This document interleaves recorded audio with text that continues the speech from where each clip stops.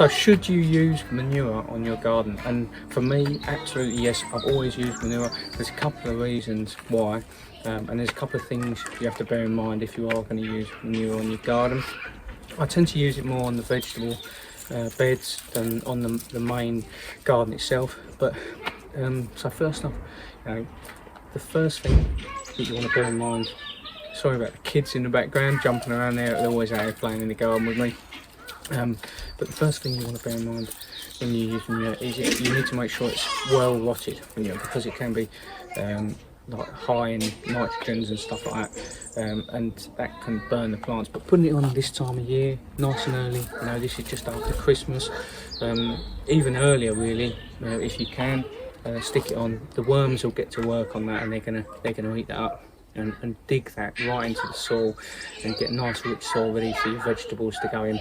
So one of the bonuses of manure is, even here just outside London, there's so many places, so many people keep horses, there's so many stables around, and you can go and grab bags of manure, just like this, for free. It costs nothing. All you have to do is go and take a couple of bags down, and these people just let you help yourself. Some places might want to charge, but honestly you don't need to pay for it, because you're doing them a favour by getting rid of it. So and you're not going to use a massive amount unless you've got a huge garden, but here we're talking about modest gardens, small patches. In here at the minute I've only got 3 small raised beds, and like I said in a previous video, I do tend to end up slipping into the borders of the garden, and I put fruit and vegetables into there, and why not?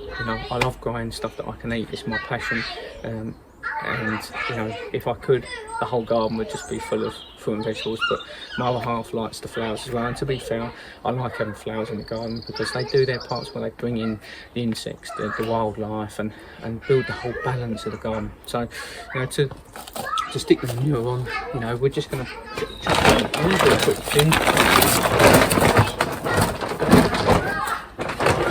couple of bits around the garden. And then what we're going to do is just go and rake that out into the soil. Like I said, you want it pretty thin, but it'll rot down well in time.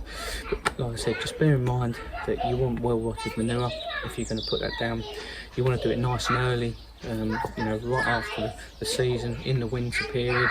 That's when you want to be sticking it down, so the worms have got a chance to work on it before you put your vegetables in.